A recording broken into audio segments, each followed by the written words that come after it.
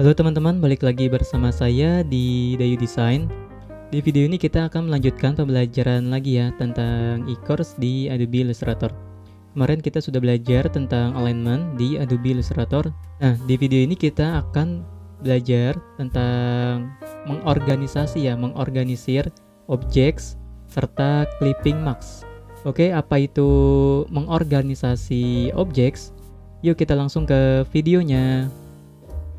Oke teman-teman, di sini kita sudah masuk ke dalam Adobe Illustrator-nya ya. Apa itu mengorganisasi atau mengorganisir objects? Nah, mengorganisir objects itu maksudnya adalah tentang lock, group, ungroup, isolation mode, dan arrange. Untuk layers ini kita sudah belajar di video sebelumnya ya, di video awal pada modul kedua. Nah, jadi untuk layer ini saya nggak terlalu panjang lebar ya untuk menjelaskannya.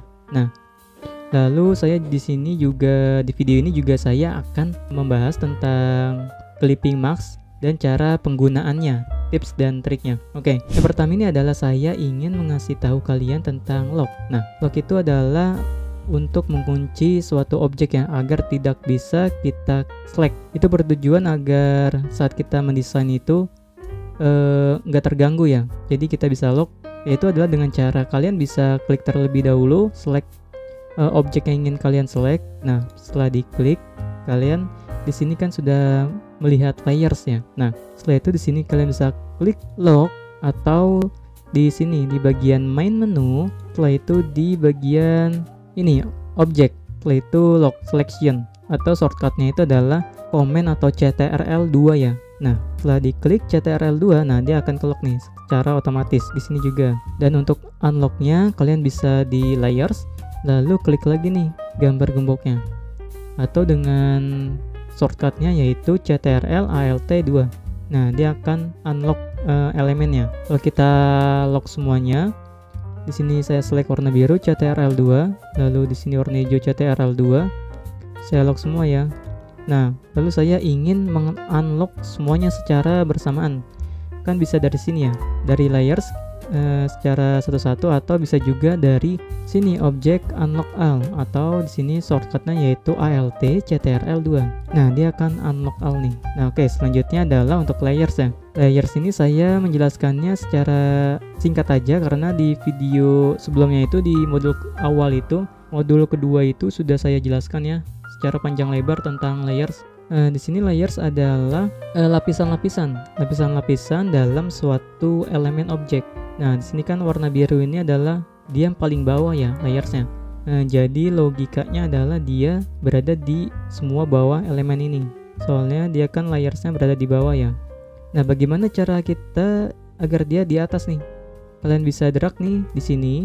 Ada opsinya ya. Kalian bisa drag dari layers, kalian naikin, atau bisa juga dengan ini arrange, yaitu kalian klik kanan pada mouse lalu cari arrange. Nah, lalu bring to front. Kalau bring to front ini dia langsung ke atas ya layersnya, jadi ini langsung ke atas ini. Kalau yang ini arrange, kalau bring forward dia naiknya satu-satu ya. Kalau send backward kebalikannya dari yang atas ini. Kalau send backward ini dia turun satu-satu, dan send to back dia langsung ke bawah. Kita coba yang bring forward dulu ya. Untuk shortcutnya di sini juga sudah ada semuanya. Oke, bring forward. Nah, dia akan naik ya satu-satu. Saya bring forward. Nah, dia naik satu-satu tuh di layers. Tadi shortcutnya adalah Shift CTRL tutup kurung. Nah, dia langsung berada di atas ya. Kita bisa juga di sini arrange, klik kanan dari mouse, lalu bring to front. Nah, dia langsung berada di paling atas layers. Begitu juga dengan send backward ya, kebalikannya dari yang atas ini. Kalau yang ini send backward dia turun ke bawah satu per satu. Nah, seperti ini. Untuk shortcutnya tadi sudah ada ya, CTRL buka kurung. Nah, dia satu per satu. Begitu juga dengan ingin langsung ke bawah, yaitu Shift CTRL buka kurung. Nah, dia langsung ke bawah. Itu adalah fungsi dalam arrange ya. Tadi kita sudah memahami tentang lock, unlock, dan arrange pada layers. Lalu selanjutnya adalah kita mempelajari atau memahami tentang group. Oke, group itu adalah di sini ya. Di sini misalnya ada dua nih. Saya ingin dia menjadi satu kesatuan dalam grup. Nah, kalian bisa select terlebih dahulu elemennya. Lalu sudah select seperti ini, pada mouse klik kanan pada mouse, lalu cari grup. Nah, ini grup. Nah, dia sudah masuk ke dalam grup ya. Kalau ingin ungroup, kalian bisa seperti tadi, klik kanan pada mouse, lalu cari ungroup nih. Kalau grup, nah ini sudah menjadi satu-satu lagi ya. Kalau grup, kalian bisa groupin dengan mouse atau dengan CTRL-G untuk shortcutnya. CTRL-G. Nah, dia sudah menjadi grup ya di sini. Sudah menjadi grup. Kalau saya ingin ungroup, itu shortcutnya adalah Shift CTRL-G. Nah, dia sudah keluar dalam ungroup ya. Lalu selanjutnya kita bahas tentang isolation mode atau isolasi mode ya, mode isolasi. Nah, misalnya di sini saya ingin masuk ke isolasi ini, kita grup terlebih dahulu ya. CTRL-G. Nah, dia sudah jadi grup. Saya ingin masuk ke grup ini agar bisa saya edit lagi. Klik 2 kali di grup ini atau masuk ke sini. Klik kanan pada mouse, lalu isolate selected group. Klik. Nah, kita sudah masuk ke isolasi mode. Mode isolasi dalam grup ini, dalam kedua elemen ini.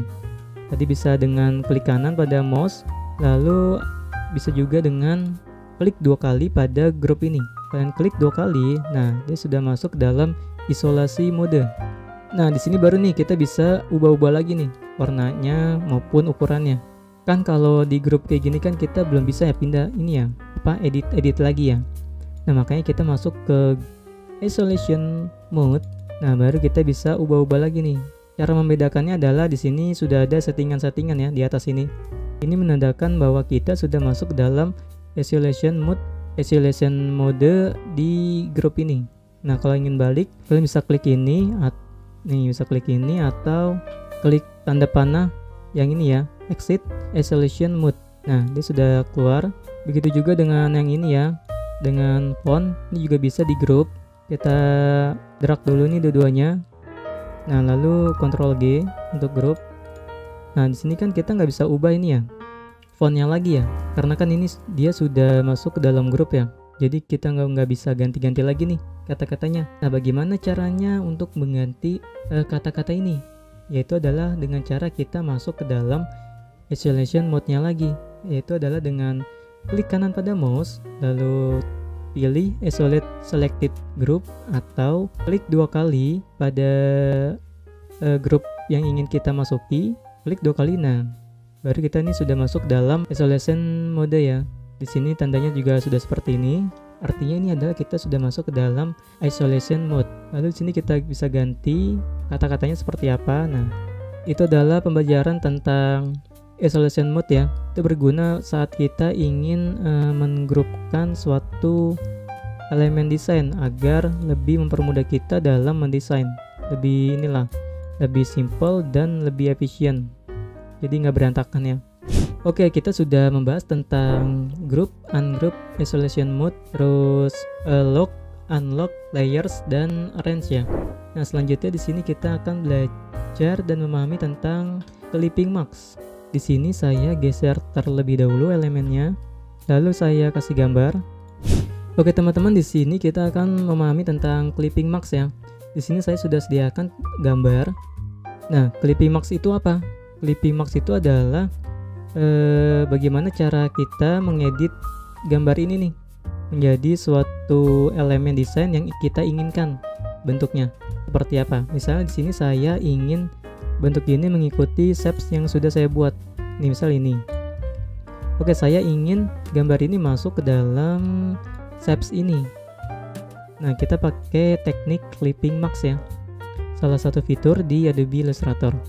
Nah, ini caranya adalah shapes ini kita berada di paling atas dulu ya, yaitu seperti tadi range, bring to front ya, yaitu apa tadi shortcutnya, Shift CTRL tutup kurung. Nah, udah langsung berada di atas ya. Nah, setelah ini saya bisa nih langsung clipping marks, yaitu select dua-duanya, elemen dua-duanya, drag. Nah, lalu klik kanan pada mouse, baru make clipping marks, atau bisa di object, lalu cari clipping marks. Nih, clipping marks, make.